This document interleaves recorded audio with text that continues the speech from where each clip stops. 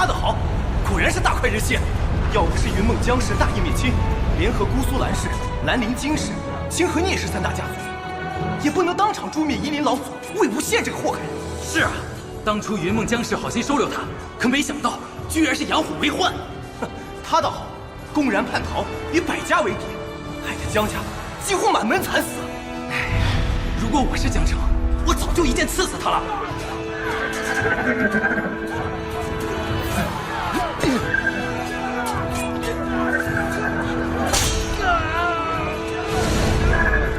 我抢到银虎符了！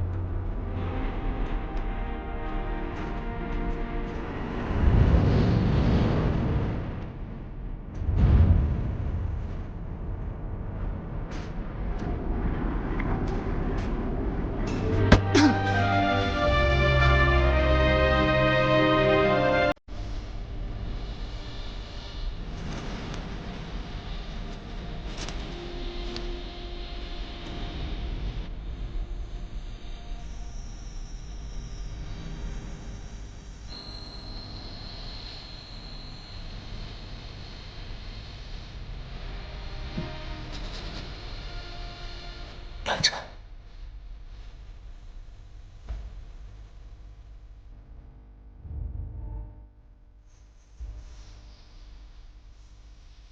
放手！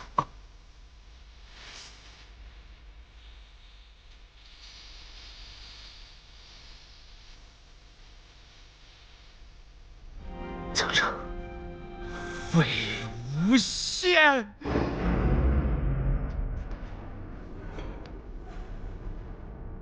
你去死吧！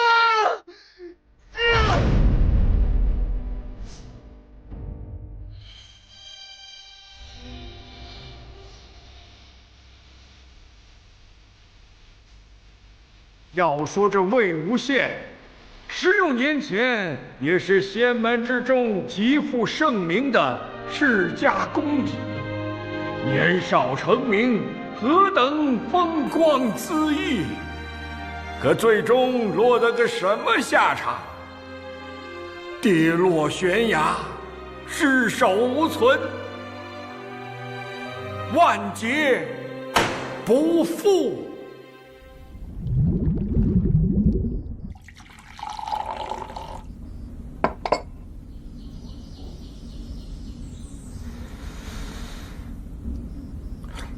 说说的，照你这么说，夷陵老祖魏无羡到底是死还是没死啊？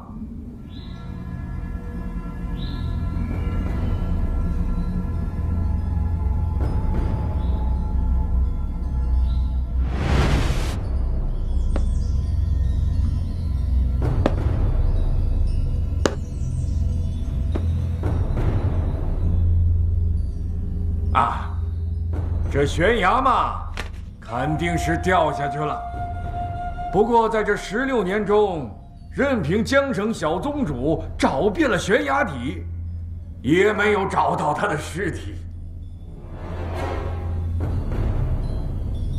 传闻有言呐，夷陵老祖有翻天灭地、移山倒海之能，所以就算过了16年平静的日子，谁能说得准夷陵老祖魏无羡不会在今日重回于世呢？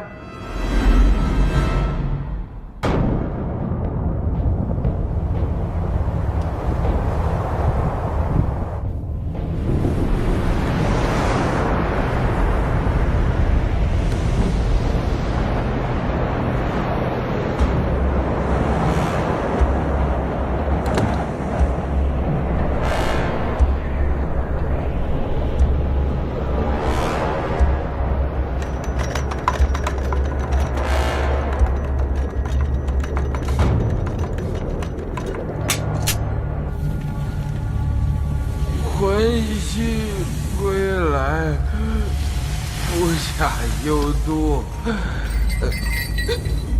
欢喜归来，不下有毒。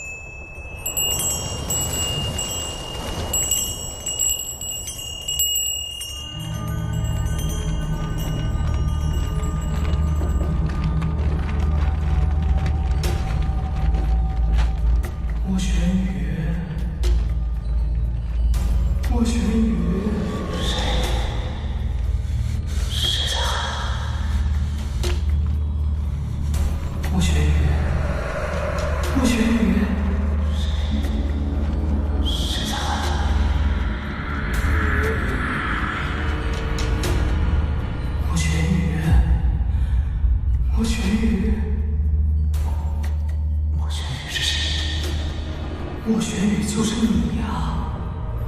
我千辛万苦的把你救活，从今以后，你就是莫玄羽了。我不是，我是，我也没有办法，我也不想给你下蛇神咒，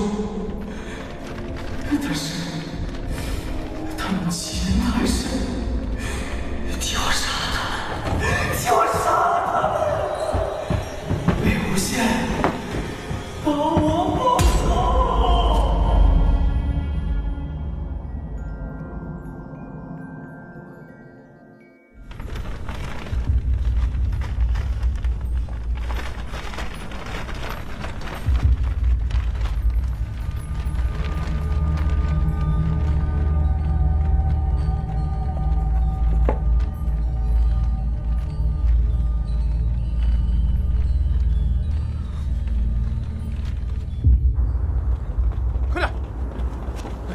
走！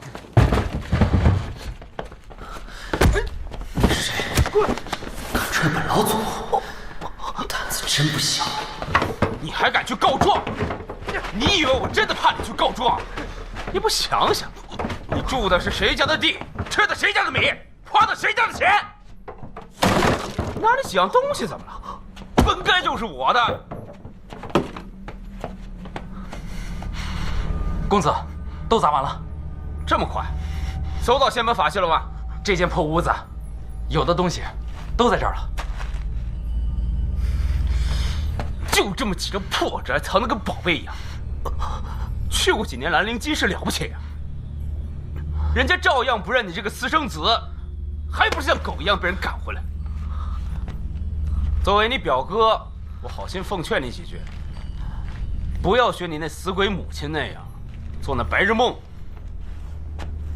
贱人就是贱人，攀不上兰陵机氏那只凤凰。少爷，除祟的仙师们已经到正堂了，夫人叫您过去。好。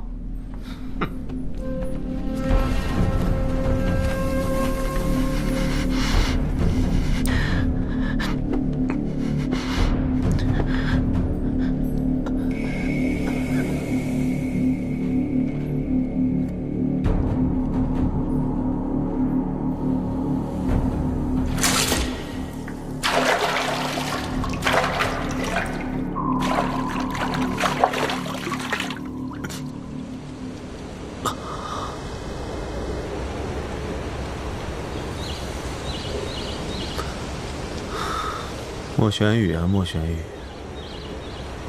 我这死得好好的，你为什么要救我？还用舍身咒？你这是有多大的深仇大恨啊？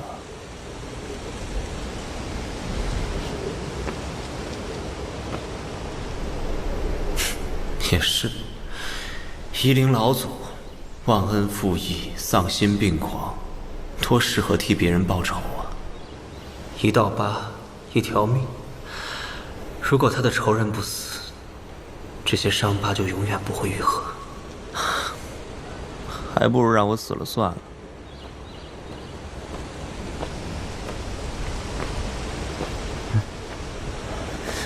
你，我什么我？莫疯子，谁让你出来的？赶紧给我滚回去！我是莫玄羽。你不是莫玄羽，你是谁啊？我告诉你，别做那白日梦了。你就算飞上枝头，也变不了凤凰。哎，今天怎么没戴你那破面具啊？哦，我一直戴着面具啊。哎，疯子，趁你今天清醒，你倒跟我说说，兰陵金氏到底把你怎么了？去了什么金陵台，回来怎么变成这样啊？不是土匪就是戴面具。怎么，见不得人了？哼。那我是几岁去的金陵台啊？13呢？哦，你问这干嘛？没什么，我先走了啊。哎，你去哪儿？你回来！我让你跑！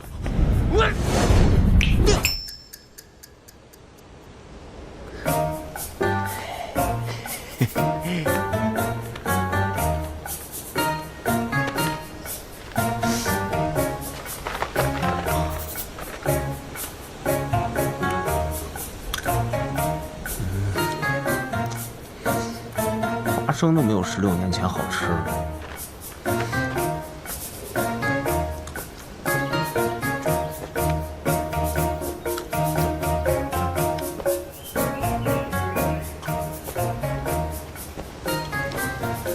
最近也不知道什么东西做恶，已经死了好多人了。夫人可算把你们盼来了。哎，这边请。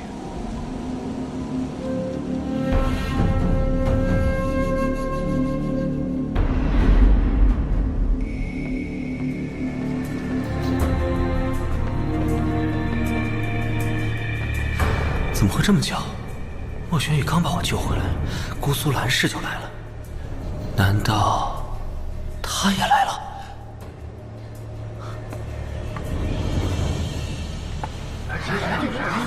这一次还要多谢各位仙师前来我们莫家庄除祟。早就听说姑苏蓝氏雅正为训，气度不凡，今日一见，果真是名不虚传呐。正是正是。这说起来呢，我们莫家也算是有仙缘的，不比寻常人家。我们莫家有位小辈，曾经也受过仙家指点。若是此次仙师在此能够再多盘桓几日，我们莫家……我在这儿。我说谁叫我呢？这莫家最有仙缘的，不就是我吗？谁放他出来的？快把他弄回去！走走走！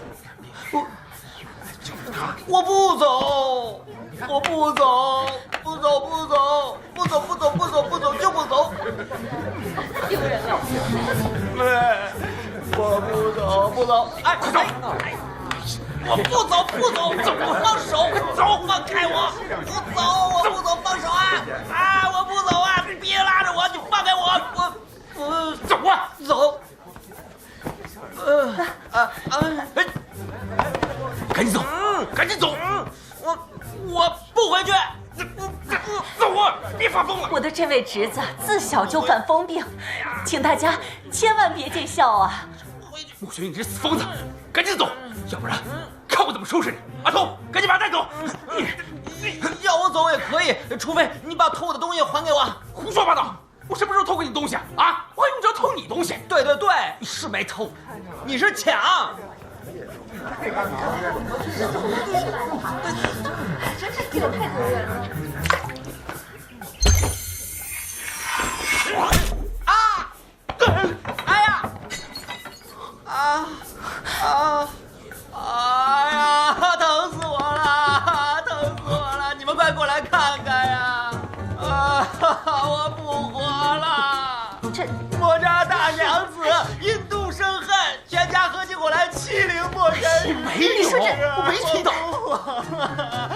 这脚印总不可能是莫轩宇自己踹吧？再怎么说，他也是莫家的血脉，这亲戚当的也太狠了。是，这当初刚回来的时候，分明还没疯得这么厉害，这八成是被逼疯的。对，你这个死疯子，谁给你的胆子？给我闭嘴！让我闭嘴也可以，先把拿我的东西还给我，不然你跪下给我磕几个响头也可以。你看这成何体统啊！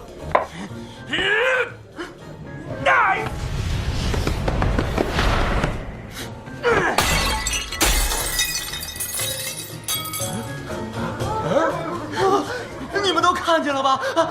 他偷东西还打人，丧尽天良啊！这位公子，有话好说。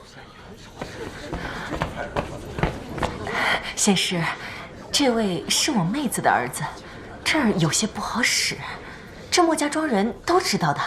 自小就犯疯病，常说些怪话，千万不能当真的。谁说我说的话不能当真啊？我再给你们说一遍啊！你们今后要是谁再敢偷我的东西，我断他一只手，听到没？住手！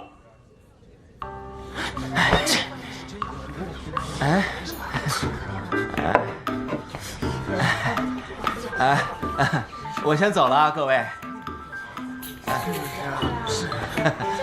借过，各位啊。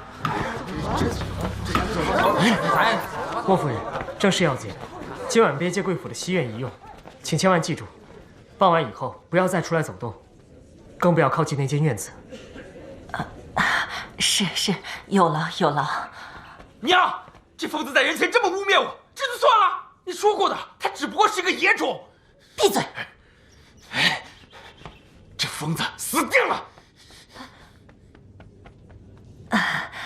仙师请。怎么跟水呀？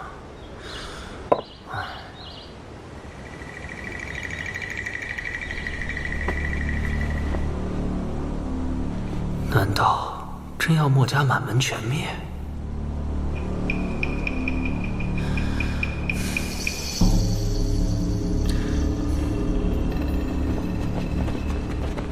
请。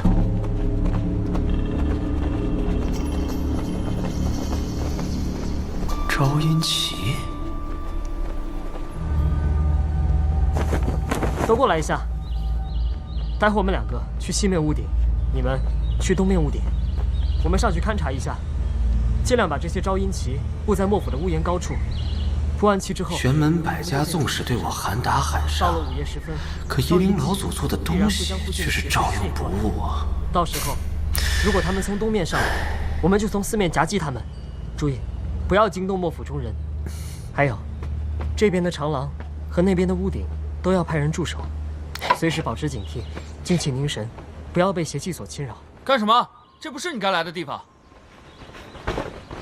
别乱动，这不是你该拿的东西。不，我就要这个，哎，还不还？不还我可打你了啊！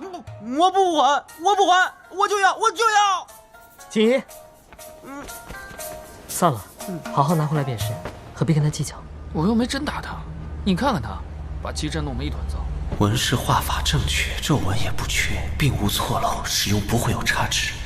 只是画旗的人经验不足，画出来的符咒只能吸引最多5里之内的邪祟，不过也够用了。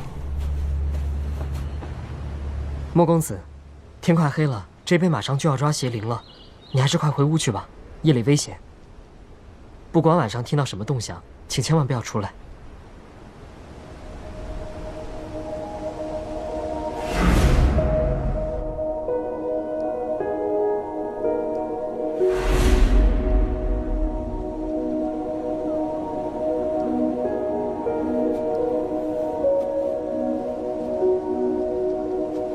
莫公子，你怎么了？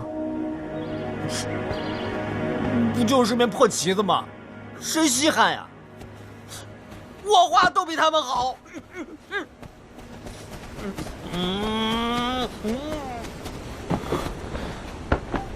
真是个疯子。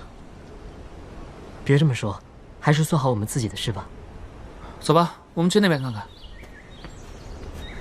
你看那边，阵旗应该从那边摆到这边来。哦，那边吗？对。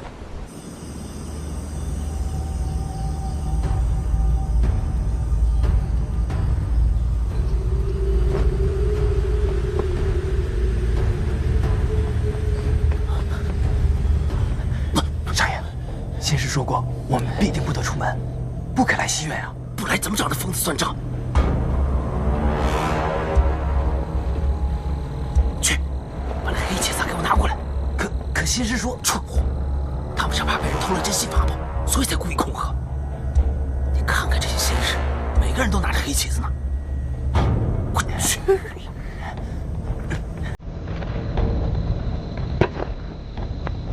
少爷，现在拿到了，走。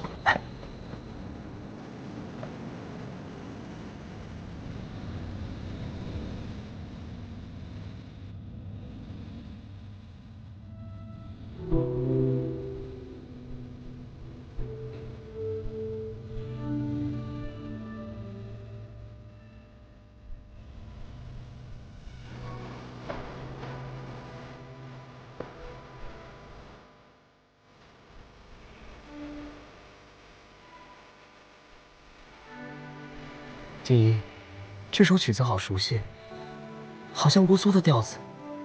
我们是不是在哪听过？不会吧？吹得这么难听，我可没听过。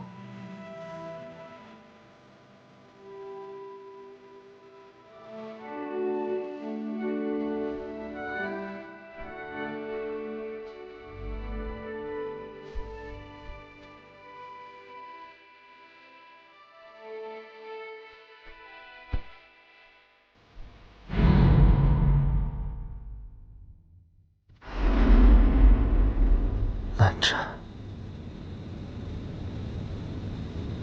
直接拖出来，曝光！是，报什么管？闷头打死！是。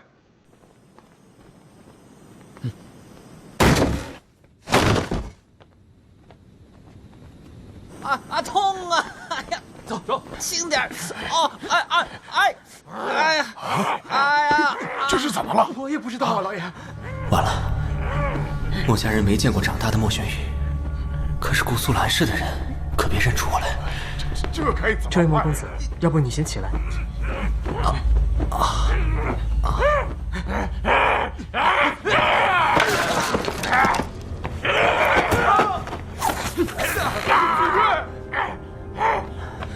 仙师，傀儡，这可怎么办呀，老爷？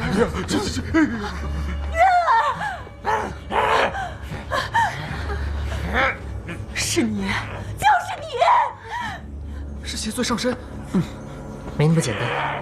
你看他脖子上的黑色纹理，似乎是什么特殊的标记。不到1炷香的时间，已经杀了2个人了。仙师救命啊！莫夫人，他把我儿子害成这样，你拦我做什么？你儿子变成这样，关我什么事啊？莫夫人，令郎这种状况，临时受损，分明是邪祟所为，应该不是这位公子做的。你们知道什么？这个疯子的爹就是修仙的，他学过不少邪术。莫夫人，并无证据，所以证据？我儿子身上还不是证据吗？这个疯子说，只要我们月儿动他的东西，就断他1只手。只可怜我们月儿根本没偷他的任何东西，他不但诬陷我儿，还把他害成这样。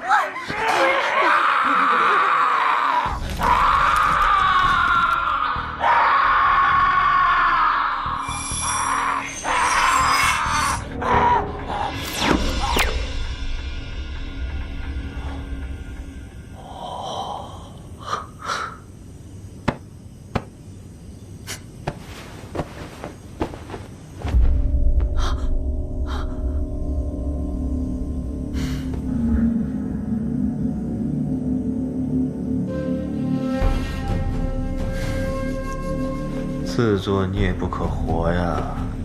这种东西你也敢偷？怪不得邪祟上身。月儿，我的月儿，到底对我儿做了什么？放心，他只是昏过去了。你们这群没用的东西，修什么仙，出什么血，连个孩子都护不好。我呸！你还真把别人当自家奴仆了啊？人家千里迢迢赶过来帮你退魔除邪，分文不取。我请问你儿贵哥，今年20应该有了吧？怎么还听不懂人话？昨天晚上有没有再三告诉他不要碰这里的任何东西，不要跑去西院？他倒好，自己出门偷鸡摸狗，怪他呗，怪我啊！去把人都叫进来！你愣着干什么？去呀，去呀！你干什么？烦了你了！你给我滚！来呀，咱们快走！滚！早爷，快走！哎，阿丁，快把少爷扶进去休息。哼，少爷，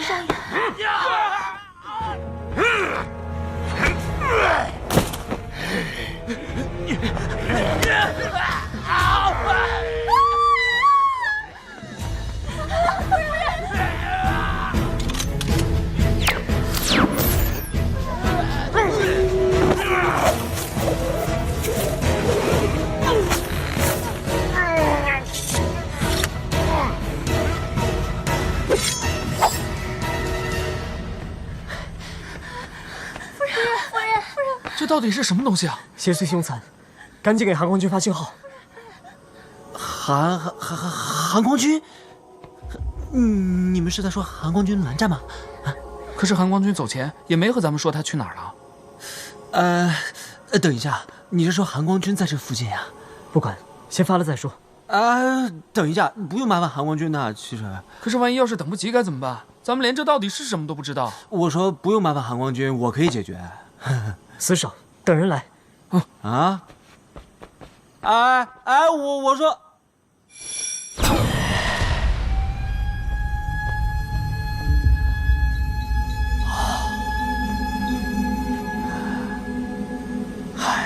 看来就速战速决了。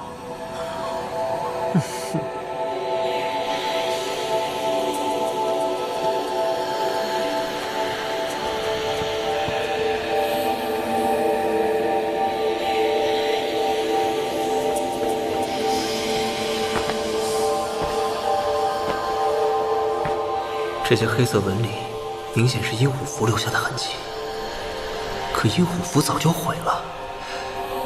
这里作恶的到底是什么？阿童，你醒了。之后，看他的脖子。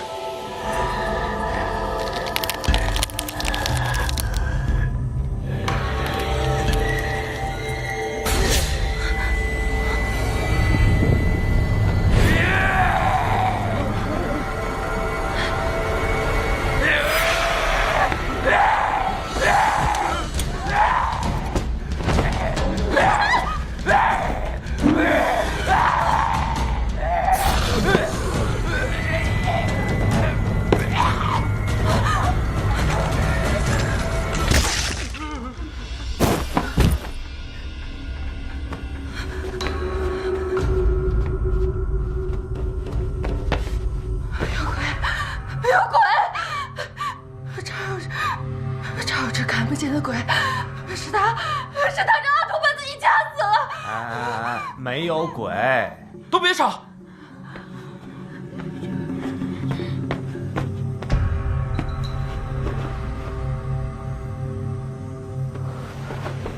他们的左手都断了。这疯子，你这时候还笑得出来？不是，你不要闹了，没有人理你。他不是墨子渊他爹，那个也不是阿童。为什么？看手啊，他们可都不是左撇子啊。哦，每次打我都用的右手，这一点我还是很清楚的。你自豪个什么劲儿？看把你得意的。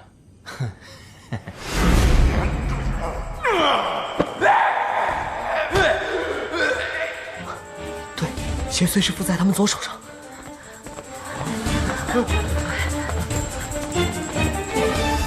麻烦各位把左手都抬起来。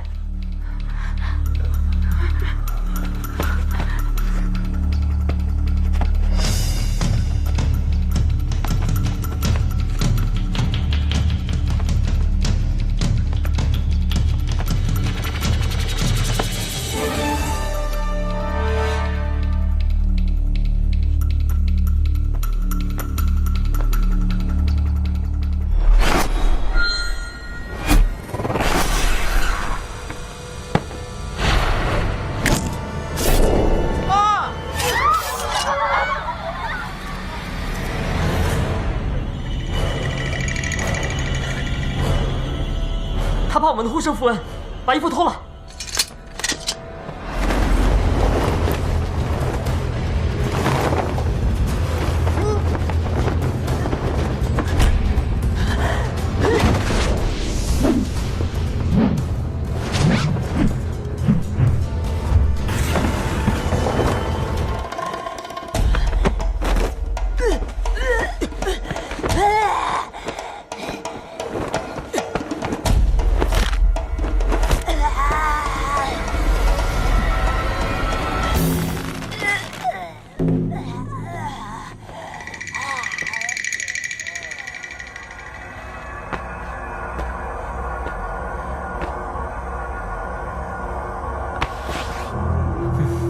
起来干活了。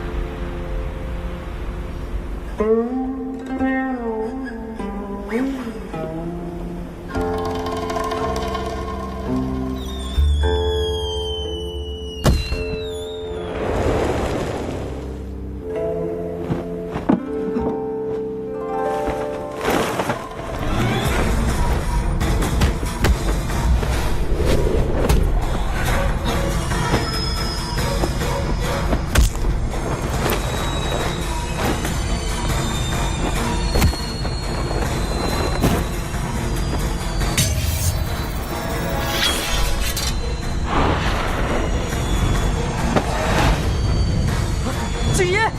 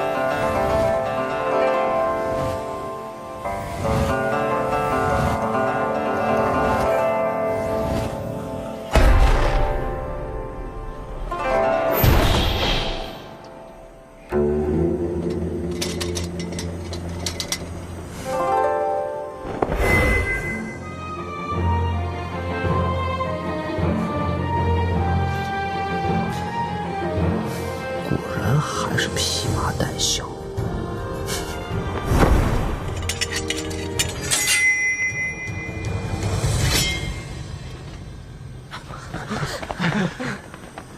潘光君，潘光君，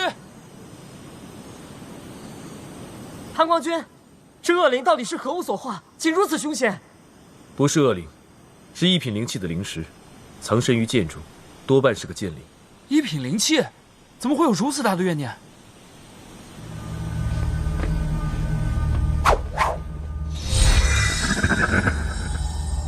韩光君，这是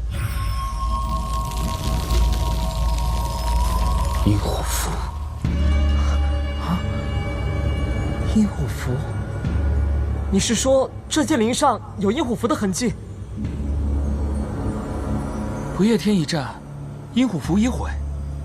莫非夷陵老祖真的还没有死？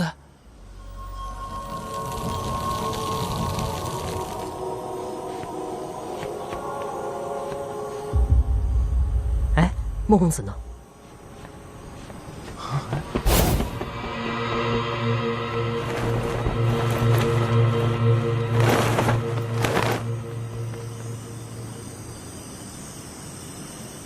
魏婴，难道真的是你吗？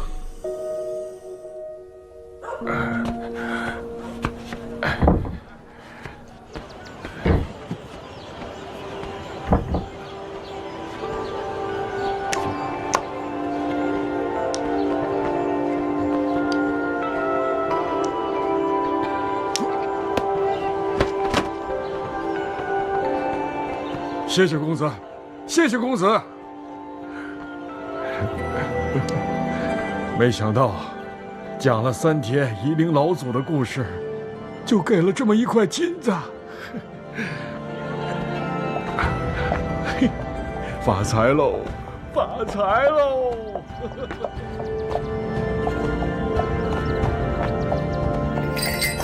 魂兮归来，不下有毒。魂兮归来，不下有毒。还有最后一个大仇，会是谁呢？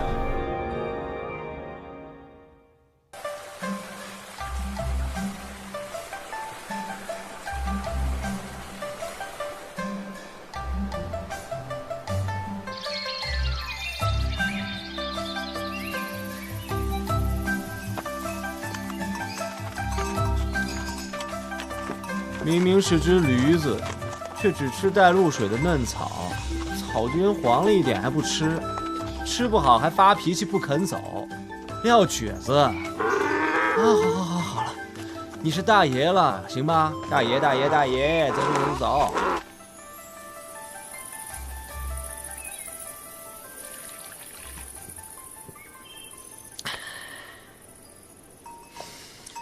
哎，大爷，你干嘛呢？还要走多久？不知道，应该快到了。好热呀！渴死我了。这么久了，得休息啊。还有多远才走啊？哎，那边有口井，走，上水喝。我去。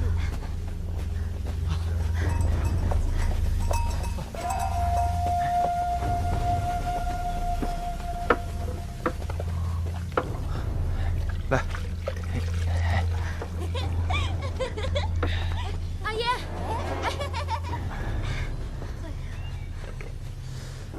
奇怪，为什么都快到大梵山脚下了，这指针还是纹丝不动？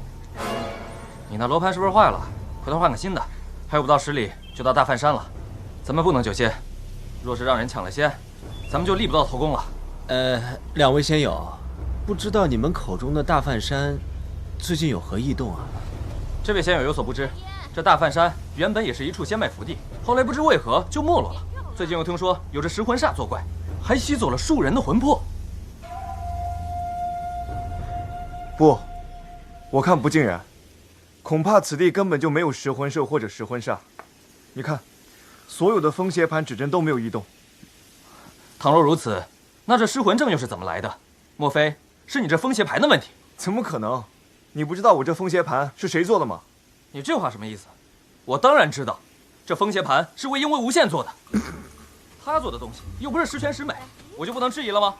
我又没说你不能质疑他，也没说他做的东西十全十美，阁下何必如此含血喷人呢？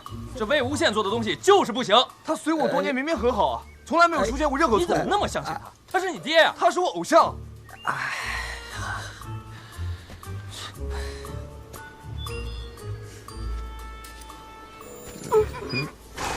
哎，走啦！大爷，走啊！给。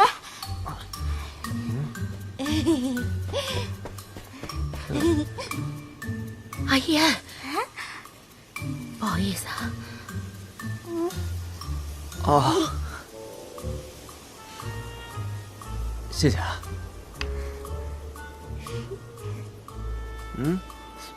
哎，嘿嘿，想吃苹果啊？不给你，走不走？小苹果，小苹果，小苹果。听到没？啊，听到没？就叫你小苹果了啊！以后，走了。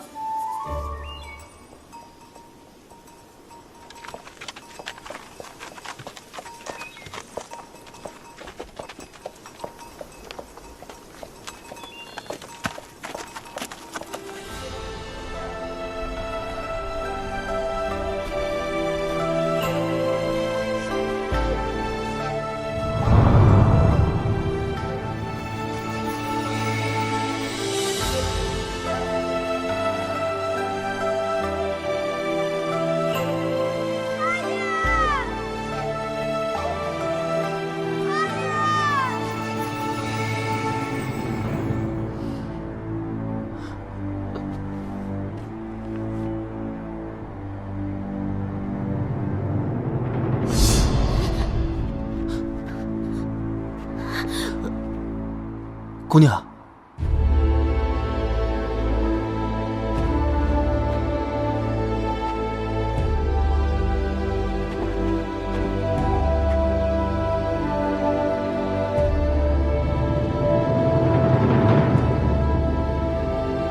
阿燕，阿燕，我求求你了，别再跳了，阿燕。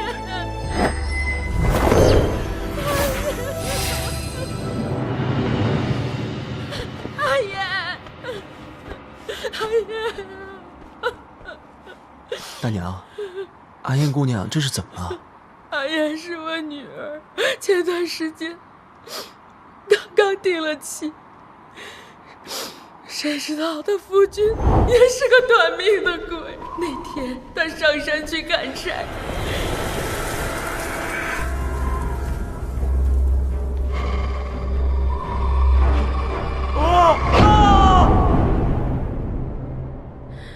阿燕非要上山去找他，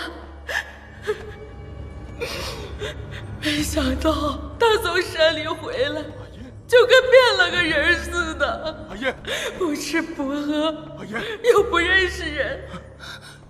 阿燕，阿燕，有的时候也能认识人，就是他疯疯癫癫的，总是对着大饭山跳舞。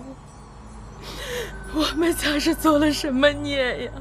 这阿燕刚好，他爹又失了婚，没多久就撒手人寰了。救命啊！救命啊！救命啊！救命啊！救命啊！救命啊！有没有人啊？快点啊！救命啊！救命啊！救命啊！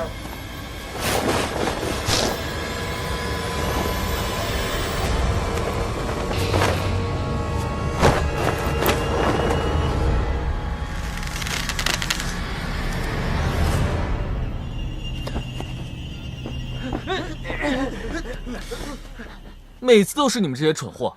这山里400多张副仙网，猎物还没抓到，就被你们这些人损坏了10几个。1张副仙网已经价值不菲，他竟然一口气布了400多张，不愧是兰陵金石啊！还请金小公子行个方便，放我们下来吧！谢谢公子，放我们下来吧！放我们下来吧！你们就在这里挂着吧，省得到处乱走，碍我的事儿。金公子，放我们下来吧！等我抓住了食魂兽，想起你们，再放你们下来。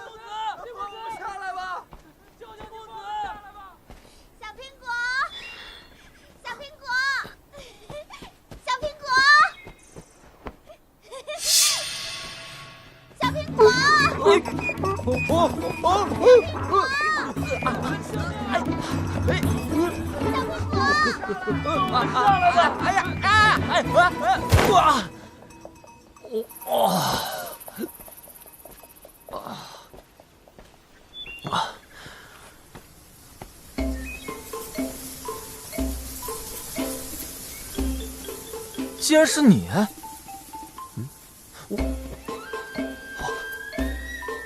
怎么，你认识我？被赶回老家之后就疯了？现在搞成这副鬼样子。当初叔叔把你赶走，真是没错。现在墨家他们也敢把你放出来见人。没想到莫玄羽真的是老金宗主的私生子啊！还不快滚！看见你就恶心，淫贼！你说谁是淫贼？说的就是你，还不快滚！真是有娘生没娘养的家伙！你说什么？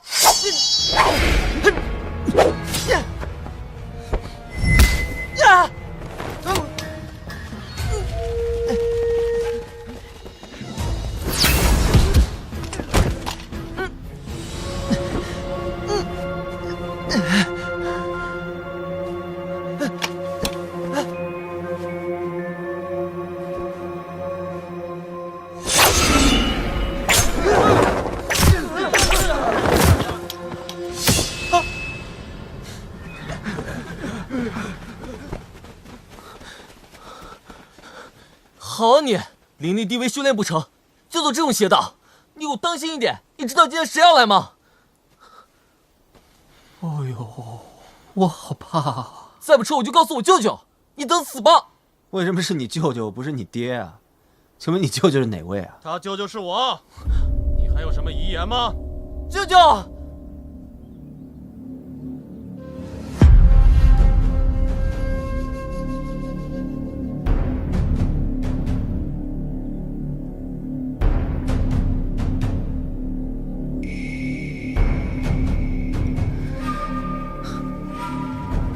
舅舅，舅舅，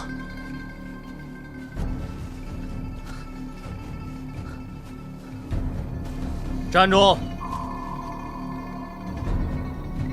金陵，你怎么耗了这么久？还要我请你起来吗？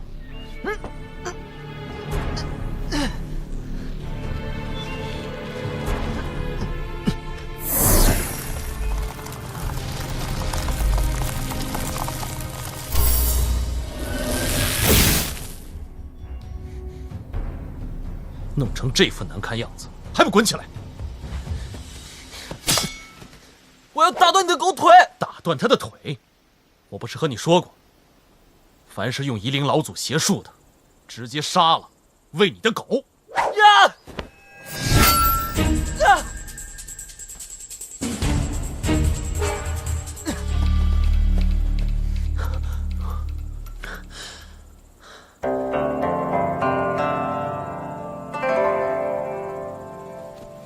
今天出门真是没看黄历呀！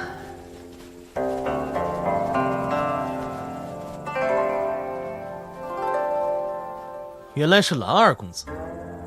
江宗主，韩光君还真不愧是有逢乱必出的美名，怎么今天有空到这深山老林里来了？不知蓝二公子此次前来，是和小辈们抢功呢，还是来寻人的？这16年来，蓝二公子没少四处游历啊。江宗主，你这话什么意思啊？什么意思？想必蓝二公子心里最清楚。金公子，耶烈本来就是各家公平竞争，可是金公子在这大梵山上四处撒网，使得其他家族修士举步艰难，唯恐落入陷阱，岂非已违背了耶烈的规则？他们自己蠢，踩中陷阱，我能有什么办法？没事没事，等到我抓到猎物再说吧。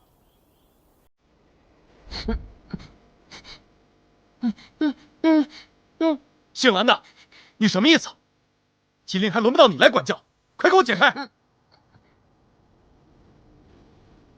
江宗主不必动怒，蓝氏的禁言术并不会伤人，只要他不强行破术，一炷香的时间便自动解开了。现在，宗主，宗主，说吧，又有什么坏消息要报告给我了？不久之前，一道蓝色光线把您安排的富仙网给破坏掉了。多少张？全部。400多张富仙网，姑苏蓝氏，好大的手笔呀！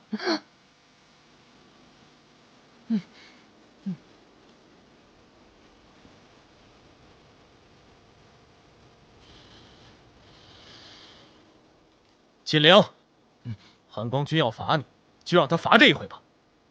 他能管到别家小辈的头上，也是不容易。退下吧。是。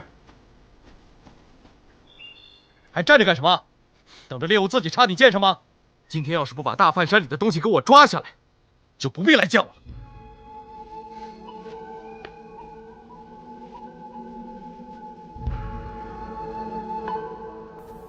江宗主，搜回富仙网，姑苏蓝氏自会如数奉还。不必。去做事，尽力而为，不可逞强。是。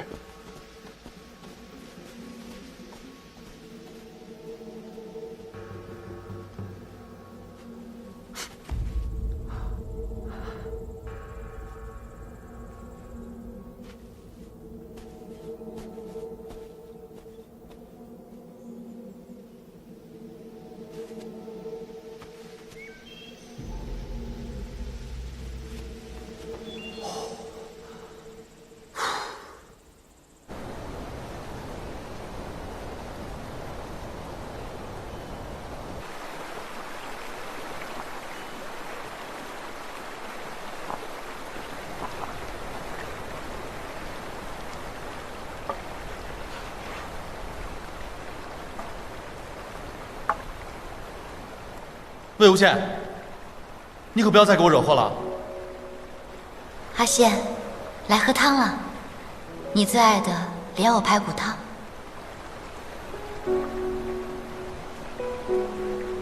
魏无羡，你说过要辅佐我的，你忘了吗？你说他们姑苏有双璧，我们云梦就有双劫。阿羡，你、我，还有阿成，我们3个要一直在一起，永远不分开。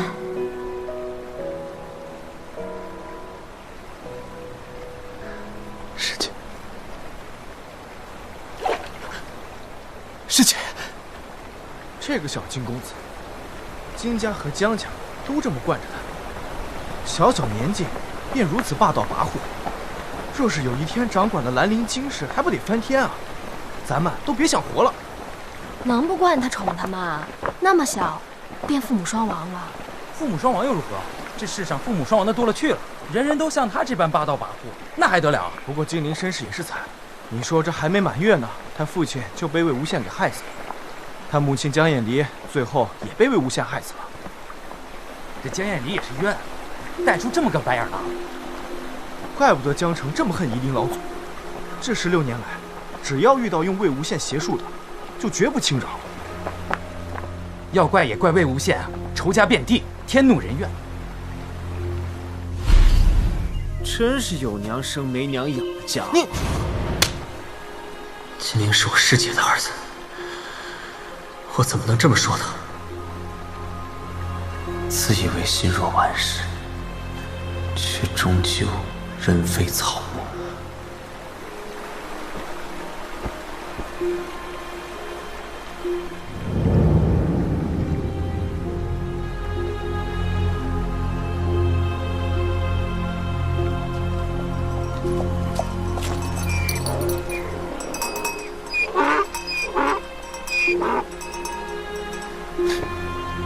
小苹果，你回来了。哎，思追，我们到处都找遍了，也没发现什么食魂煞或食魂兽的痕迹啊。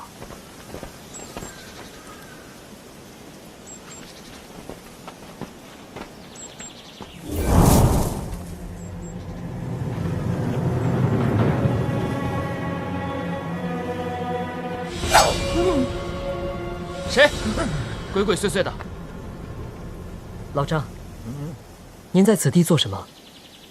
我是看守的，看守坟地的。还以为抓到了什么邪祟。老张，您在此地多久了？哎呦，记不清了。当初温老爷让我到这里，我不敢走啊。后来死的人多了，坟墓也就多了，容易找脏东西。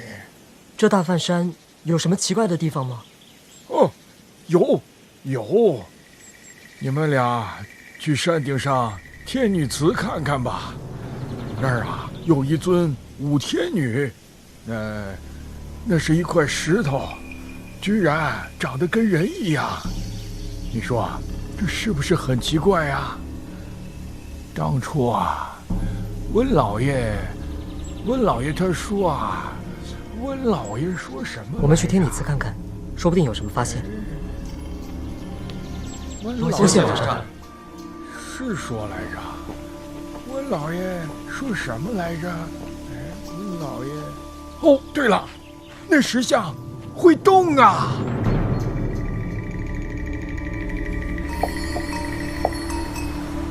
你这头蠢驴，就知道吃。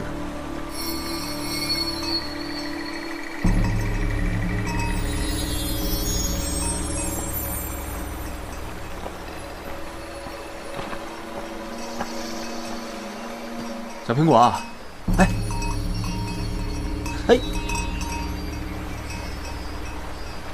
这是聚灵草。聚灵草能聚拢土中灵元，一般随修士骨坟而生。难道这里竟有大量的修士骨坟？没想到你这头驴还挺会吃的嘛，啊？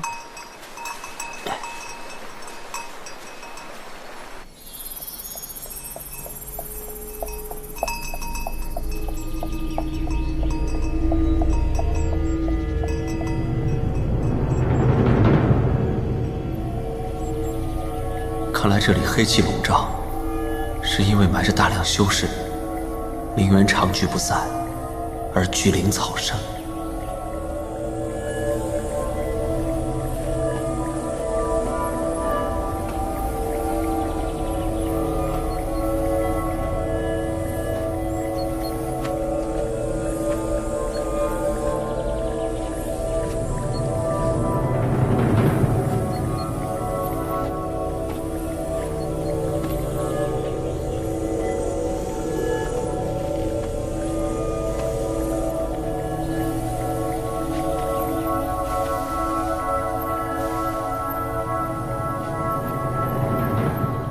劳驾，请问这里是哪处坟冢啊？早就没有喽，温氏，早就没有喽。温氏，魏无羡，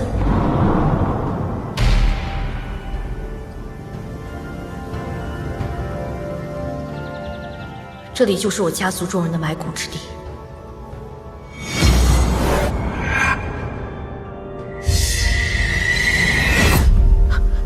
不对，这里作乱的不是石魂煞。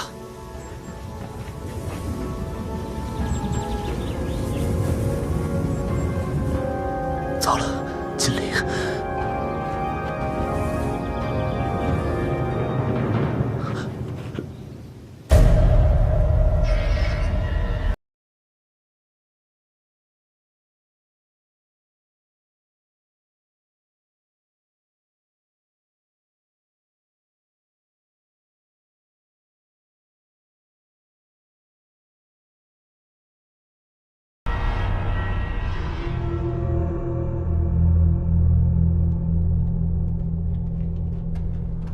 据说数百年前，佛脚镇一猎户入深山，在石窟中发现一块奇石，竟极像人类，四肢健全，做舞动之姿。更神妙的是，这石像头部五官依稀可辨，乃是一名微笑的女子。佛脚镇镇民大以为奇，还自发编出了许多传说。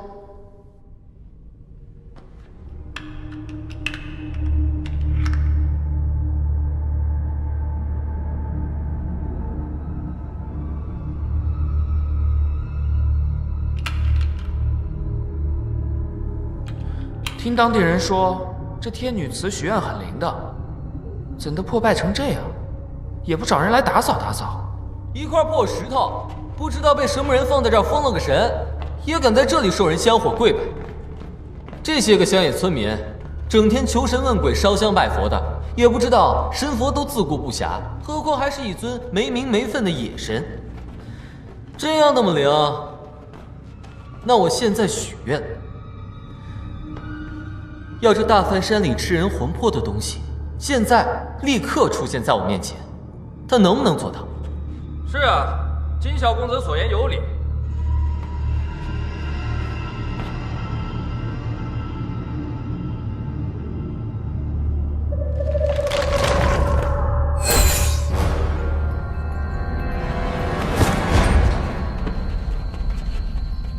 喂，你怎么了？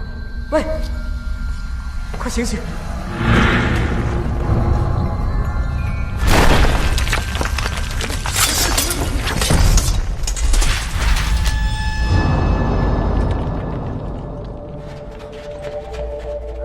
莫前辈，都退出去，当心这尊噬魂天女！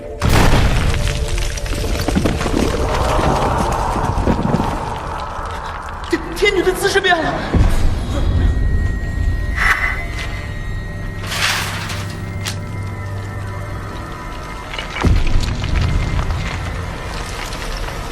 还愣着，还不快跑！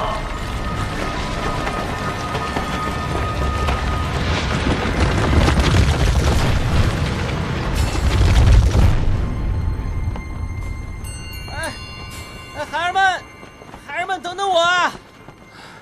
谁是你孩儿们？知道我们是谁家的吗？好，各位大哥，各位大哥，哎，能不能放一个你们那个烟雾弹，叫你们家那个韩光君上来啊？糟了，消耗弹在莫家庄那一晚全都放完了，你们没有补上？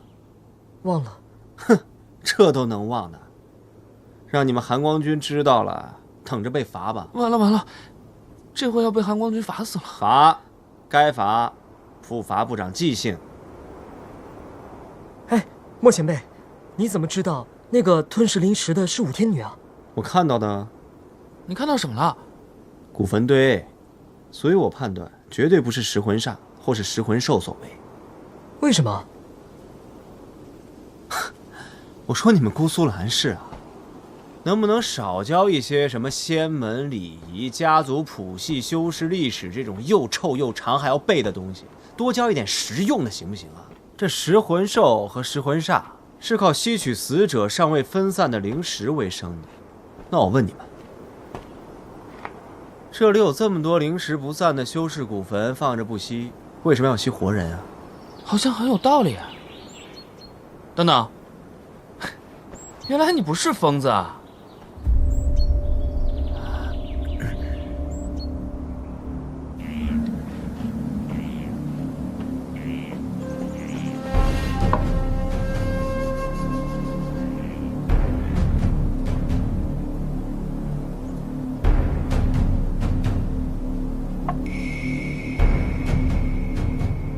那阿燕姑娘呢？我再问你们，一个即将成亲的夫君不见了，那她一个弱女子会怎么做呢？求神？不错。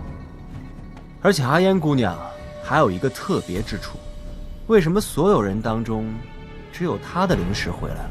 这个，阿燕姑娘的父亲，一个疼爱女儿的父亲，在得知女儿灵石消失、医药无用、束手无策的情况下，他会怎么做？哦，我知道了，他也去求神了，所以他他也去了天女祠许了愿，愿望是希望我女儿阿烟的灵石被找回来。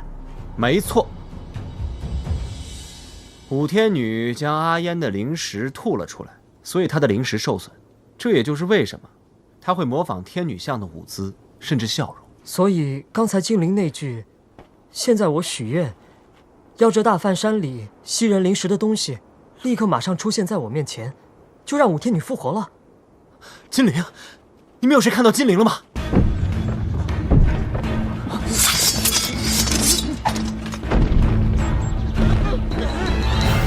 这天女怎么会有完整的人样？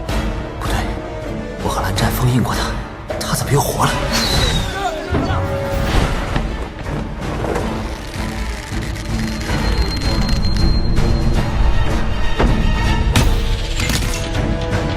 金公子，快放出你身上的信号！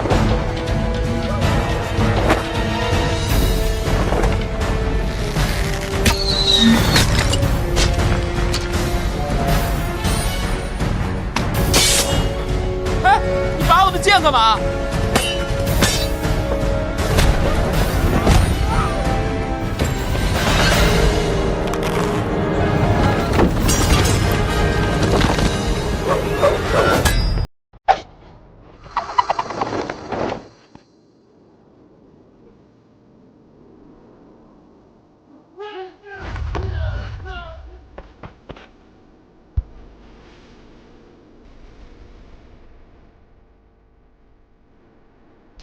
都这时候了，你还吹什么笛子？难听死了，还是个疯子。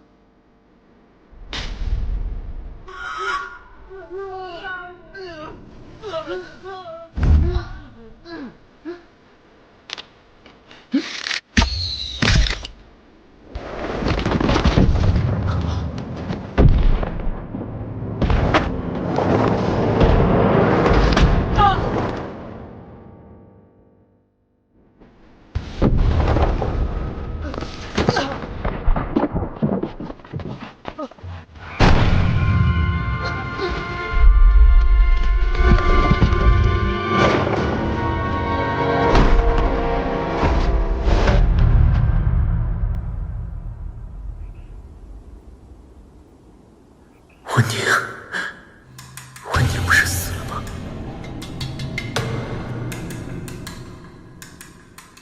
怎么会是他？这是什么鬼东西啊？是鬼将军，是鬼将军温宁啊！温宁不是在16年前就跟着夷陵老祖挫骨扬灰了吗？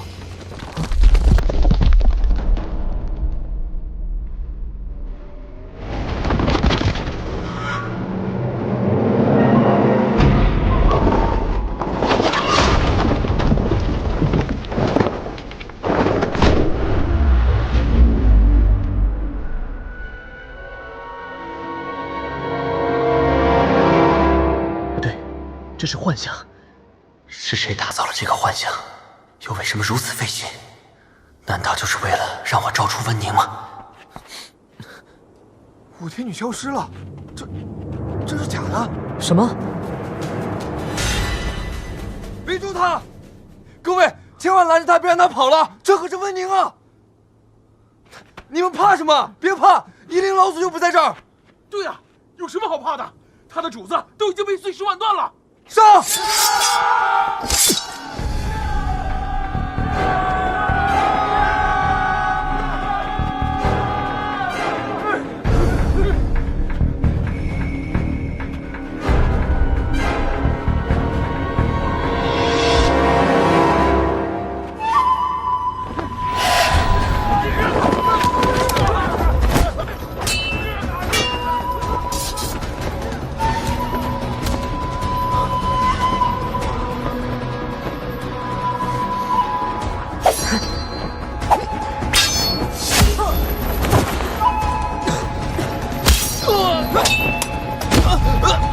刚才狄银催得太忙，让他发了凶性，必须压制，稳稳心绪。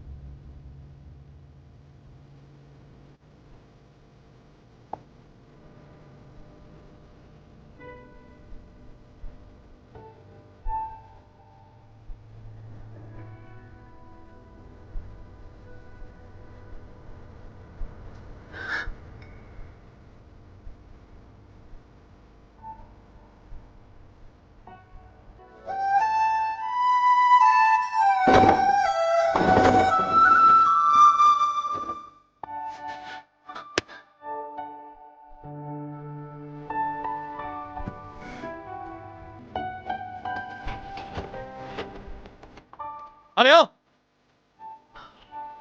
舅舅，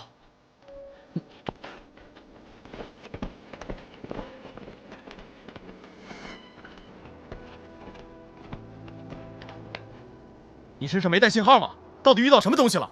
逞什么强？还不滚过来！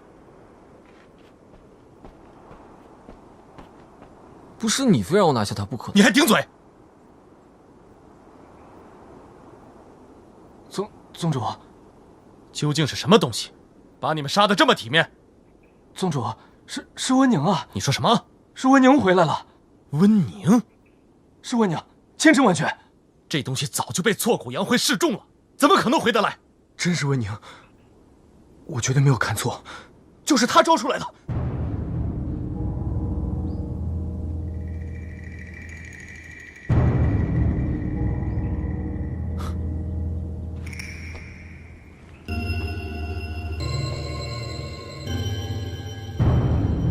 好啊，你回来了。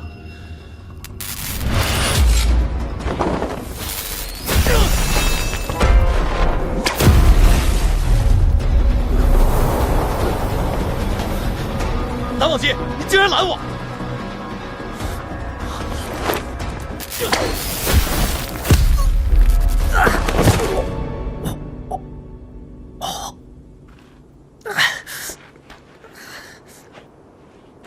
哎呀！怎么了？有钱有势就了不起啊？就可以随便打人了？怎么会没有反应？怎么会没有反应？不可能！把面具摘了！不摘！你，我怕摘了吓死你！够了吧，江宗主？那可是紫电啊！只要是夺舍之人，紫电一抽便可试出来。而魏无羡当年死后，不仅找不到尸首，就连魂魄也招不回来。除非夺舍，不然不可能复生的。你怎么知道他真的死了？难道当年不是江宗主手刃魏无羡的吗？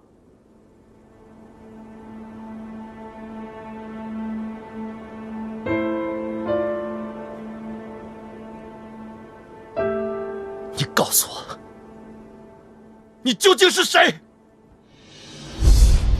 魏无羡，你去死吧！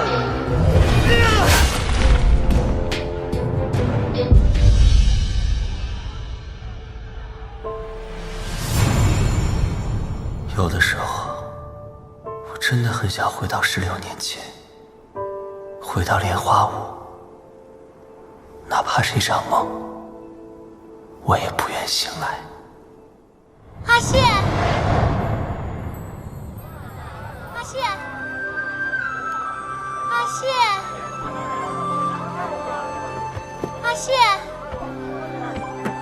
再不起来放狗了啊！狗。卖琵琶啦！新鲜的琵琶，刚摘下来的。你别奏弄阿羡了。到了，等我。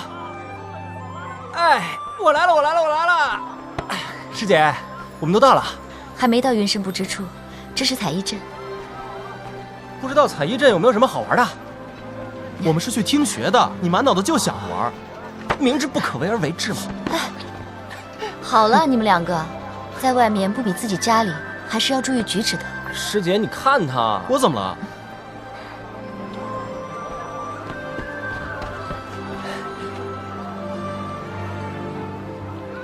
我要这个。哎，接过，接过，接过。师姐，你看小兔兔好不好玩？好玩。魏无羡，你还想着玩？怎么马上就到云深不知处了？这次听学，各大世家的子弟都要来参加，可别因为你一个人让大家看清了我们。啊，知道了。对了，还有你们也听清楚了，从现在开始，我们的一举一动、仪表礼仪，都代表着我们云梦江氏的脸面。是。喂，魏无羡，你听没听到？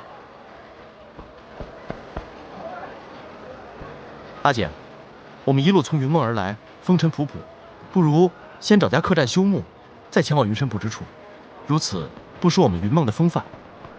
也好，距拜礼还有10日，一路舟车劳顿，在此歇下脚吧。我们要在这里住下了。